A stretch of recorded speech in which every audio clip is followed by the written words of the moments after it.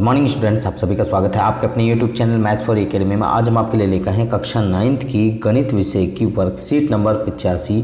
तिथि है 12 फरवरी 2020-21 और अध्याय है 14 सांख्यिकी, यानी कि 14 जो चैप्टर है स्टैटिस्टिक्स वो यहाँ पर पुनरावृत्ति हो रही है। उसकी वर्कशीट संख्या 48 और 49 जो वर्कशीट आई थी उसकी पुनरावृत्ति यहाँ पर हो रही है, यानी कि रिवीजन यहाँ पर हो रही है। तो रिवीजन में कैसे कैसे सवाल यहाँ पर पूछे गए हैं तो यहाँ पर हम देखते हैं।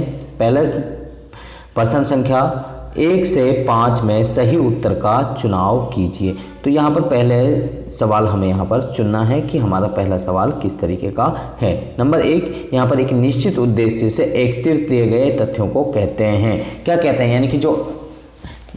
यानी कि एकत्रित किए जाते हैं किसी उद्देश्य के लिए तथ्य, उनको कहा जाते हैं आंकड़े कहा जाता है। दूसरा, आंकड़ों का अधिकतम मान 64 है तो इन आंकड़ों का परिसर 13 है तो आंकड़ों का न्यूनतम मान क्या होगा? तो मीन्स यहाँ पर परिसर क्या होता है? परिसर क्या होता है तो मैं आपको यहाँ पर बता देता हूँ। परिसर यहाँ पर आप यहाँ देखिए, क्वेश्चन नंबर ये सेकंड हमने यहाँ पर किया है। न्यूनतम मान अधिकतम मान में से परिसर को अगर आप घटा देंगे तो हमारा आ जाएगा, क्या आ जाएगा? न्यूनतम मान आ जाएगा। तो हमने परिसर का फॉर्मूला होता है परिसर बराबर अधिकतम मान माइनस के न्यूनतम मान। तो यहाँ पर अगर न्यूनतम मान को इधर रखेंगे तो अधिकतम मान में से परिसर को हमें घटाना पड़ेगा। तो 64 में से 13 को घटाएंगे तो 51 आ जाएगा, यानी कि ऑप्शन नंबर सी। तो यहाँ पर ऑप्शन नंबर सी हमारा ये है, तो ये हमारा करेक्ट आंसर होगा। आगे नंबर 3, वर्ग अंतराल 10 से 20, 20 से 30 में संख्या 20 निम्नलिखित में सम्मिलित है। यानी कि 20 की बात की जा रही है तो यहाँ पर जो संख्या होंगी 10 से 20 में सिर्फ यहाँ 10 से 19 तक की संख्या काउंट होंगी और इसमें 20 से 30 तक की 29 तक की संख्या काउंट होंगी। तो इसलिए 10 से 20 और 20 से 30 तो यानी कि 20 जो है इसमें शामिल किया जाएगा, इसमें शामिल नहीं होगा। तो मीन्स यानी कि ऑप्शन नंबर बी हमारा करेक्ट आंसर होगा।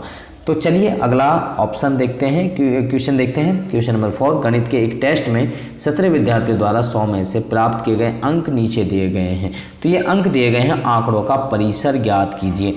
तो परिसर ज्ञात करना है तो सबसे बड़ी संख्या कौन सी है? तो सबसे बड़ी संख्या यहाँ पर 100 है और सबसे छोटी संख्या क्या है? यहाँ पर सबसे छोटी संख्या की अगर बात की जा रही है तो सबसे छोटी संख्या यहाँ पर 46 है। तो 46 को आप 100 में से घटाएंगे तो कितना आएगा? यानी कि आपका 54 आएगा। ऑप्शन नंबर बी आपका करेक्ट आंसर होगा।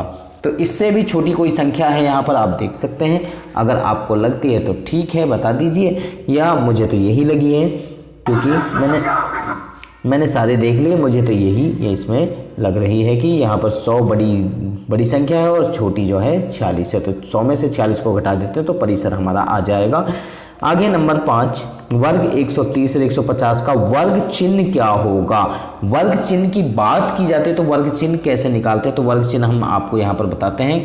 क्वेश्चन नंबर 5 को आप यहाँ पर देखिए, तो यहाँ पर हमारा यहाँ ये गलत था, तो ये 54 है, 46 है यहाँ पर, ये तो 54 यहाँ पर होगा। वर्ग चिन्ह की बात करें तो वर्ग चिन्ह होता है उच्च वर्ग सीमा, यानी कि अपर लिमिट प्लस में लोअर लिमिट को अगर ऐड करें और 2 से डिवाइड कर दें तो हमारा वर्ग चिन्ह आ जाएगा, जिसको क्लास मार्क भी कहा जाता है।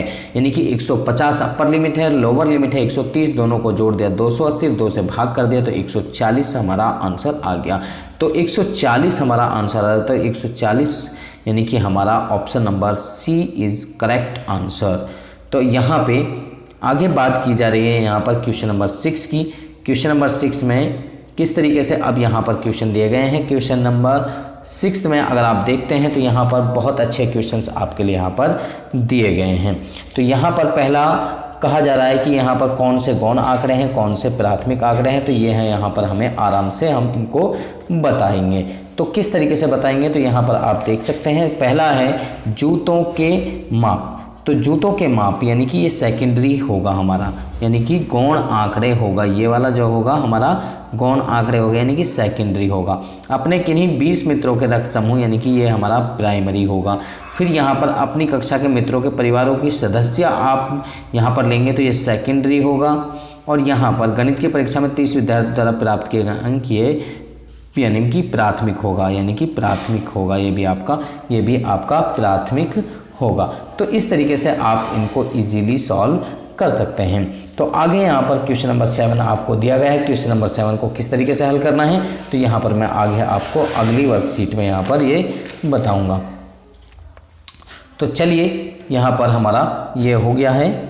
पहला हमारा ये क्या है, गौण आंकड़े यानी कि सेकेंडरी डाटा है। दूसरा प्राइमरी है, ये सेकेंडरी है, ये भी प्राइमरी, ये भी हमारा प्राइमरी डाटा होगा।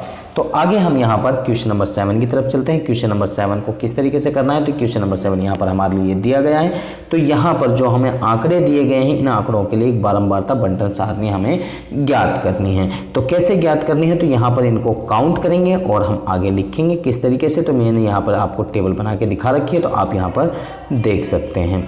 तो यहाँ पर हमने यहाँ ये टेबल यहाँ पर बना दी है, तो आप इसको देख सकते हैं। क्वेश्चन नंबर 7 यहाँ पर लंबाई सेंटीमीटर में यहाँ पर लिख दी। यहाँ पर मिलान चिन्ह होगा यानी कि इंग्लिश में टेली मार्क्स कहते हैं। संख्या यानी कि बारंबारता यानी कि इसको फ्रीक्वेंसी भी कहा जाएगा। यहाँ पर जो नंबर्स हमारे लिए दिए हुए हैं वो नंबर्स हमने सारे के सारे यहाँ नंबर्स लिख लिए हैं।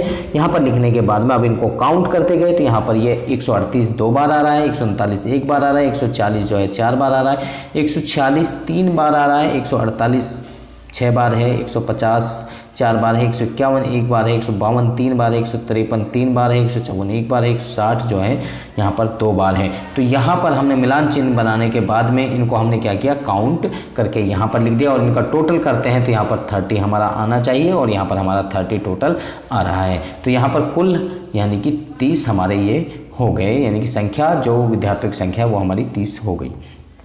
तो इस तरीके से हम इन सवालों को इजीली फाइंड कर सकते हैं। तो चलिए हम यहाँ पर अगला क्वेश्चन लेते हैं। क्वेश्चन नंबर 8 क्या कहा जा रहा है। क्वेश्चन नंबर 8 में यहाँ पर कहा जा रहा है, यहाँ क्वेश्चन नंबर 8 में पाई का मान 35.7 तक नीचे दिया गया है। तो यहाँ पर हमें ये संख्याएं दी गई हैं, सारी की सारी हैं 0 से 9 संख्याएं हैं। दशमलव बिंदु के बाद आने वाले 0 से 9 अंक तक की बारंबारता बंटन सारणी बनाइए। तो बारंबारता बंटन सारणी बनाएं तो किस तरीके से हम बनाएंगे तो यहाँ पर आप देख सकते हैं क्वेश्चन नंबर 8 में संख्या हमने यहाँ पर लिखी 0 1 2 3 4 5 6 7 8 9 ये संख्या लिख दी। फिर हमने काउंट करना शुरू किया, यानी कि 0 कितनी बार है 1, 2 कितनी बार है 2 बार, यानी कि 1 कितनी बार है 2 बार, और 2 कितनी बार आया यहाँ पर 5 बार आया, 3 कितनी बार है 6 बार, 4 कितनी बार 3 बार। इस तरीके से सबको हमने काउंट कर लिया और यहाँ पर जो इनका टोटल है वो ऑलरेडी 35 यहाँ पर होना चाहिए, क्योंकि वहाँ हमें टोटल यहाँ पर 35 दिया हुआ है 8वें क्वेश्चन के अंदर। तो इस तरीके से हम इस क्वेश्चन को इजीली फाइंड कर सकते हैं, क्योंकि यहाँ पर हमसे कहा गया कि 35 दशमलव यानी कि दशमलव के बाद में जो संख्याएं दी गई हैं ये ऑलरेडी हमारी कितनी है 35 हैं। अब यहाँ पर अगला क्वेश्चन है हमारा क्वेश्चन नंबर 9 की बात करते हैं। तो कक्षा 9th के 30 विद्यार्थियों का रक्त समूह, यानी कि देखो अभी इनका टोटल जो आ रहा है वो 30 है। तो जब हम यहाँ पर बंटन सारणी बना रहे हैं तो उसके में भी इनका जो सम होना चाहिए वो भी हमारा कितना होना चाहिए 30 आना चाहिए। अगर 30 नहीं है तो यानी कि हमने कहीं ना कहीं बनाने में गलती की है। तो चलिए अगली वर्कशीट पर हम देखते हैं। तो यहाँ पर उसी तरीके से जो तरीका हमारा चल रहा है, तो यहाँ पर क्वेश्चन नंबर 9 रक्त समूह यहाँ पर लिखा, मिलान चिन्ह यहाँ पर लिखा, टेलीमार्क्स बारंबारता यानी कि विद्यार्थी। तो यहाँ पर ए बी ओ और ए बी ये 4 ग्रुप हैं, ब्लड ग्रुप 4 ही होते हैं। तो यहाँ पर ए को हमने ग्रुप को काउंट किया कितनी बार आया 7 बार आया, बी को काउंट किया कितनी बार आया 9 बार आया, ओ को काउंट किया कितने बार 6 बार, और ए बी को काउंट किया तो यहाँ पर ये 8 बार आ रहा है। तो इनको हमने यहाँ पर लिख दिया न्यूमेरिकल में आगे और इनको जोड़ दिया तो ये 30 ही इनका यानी कि सम यहाँ पर बैठ रहा है। तो आगे यहाँ क्वेश्चन नंबर जो 10 हमारे लिए दिया गया है, तो क्वेश्चन नंबर 10 में क्या है तो यहाँ पर आप क्वेश्चन नंबर 10 देख सकते हैं। क्वेश्चन नंबर 10 में भी आपको यहाँ पर ये दिया गया है, गणित के एक टेस्ट में 33 विद्यार्थी के हैं तो 33 से उनका सम आना चाहिए द्वारा 100 में से प्राप्त किए गए अंक निम्नलिखित हैं। तो इन आंकड़ों को बंटन सारणी द्वारा दर्शाना है, निरूपित करना है। तो यहाँ पर आपको कोविड के संदर्भ में उचित व्यवहार संबंधी कैप्शन संदेश दिया जा रहा है, नियमित रूप से अपने हाथों को साबुन और पानी से धोते रहें। तो ये आपको संदेश यहाँ पर दिया जा रहा है। तो 10वां सवाल अब हम यहाँ पे आपको समझाते हैं कि क्वेश्चन नंबर 10 कैसे करना है। तो यहाँ पर क्वेश्चन नंबर 10 की बात करें तो क्वेश्चन नंबर 10 में भी आप देखिए उसी तरीके से अंक जो हमारे लिए दिए गए हैं तो उनको हमने यहाँ पर अब क्लास इंटरवल में ले लिया, क्योंकि संख्या बहुत ज़्यादा है। और यहाँ पर आप जो यहाँ पर हमने 33 35 जो संख्या है उनको भी हमने इस तरीके से काउंट किया है ऊपर, यानी कि ग्रुप बनाकर। तो यहाँ पर भी हम ग्रुप बनाकर हम बना देंगे, यानी कि क्लास इंटरवल यानी कि 45 से 50 अंक के बीच में कितनी संख्या है, तो यहाँ पर हम लिखेंगे और यहाँ पर मिलान चिन्ह बनाएंगे और उसके बाद में काउंट करके यहाँ पर विद्यार्थियों की संख्या में लिख देंगे। यहाँ पर 50 से 55 में कोई नहीं है तो यहाँ पर 0 आ जाएगा। 55 से 60 के बीच में 3 है तो यहाँ पर 3 आ जाएगा। 60 से 65 के बीच में 4 है तो यहाँ पर 4 आ जाएगा।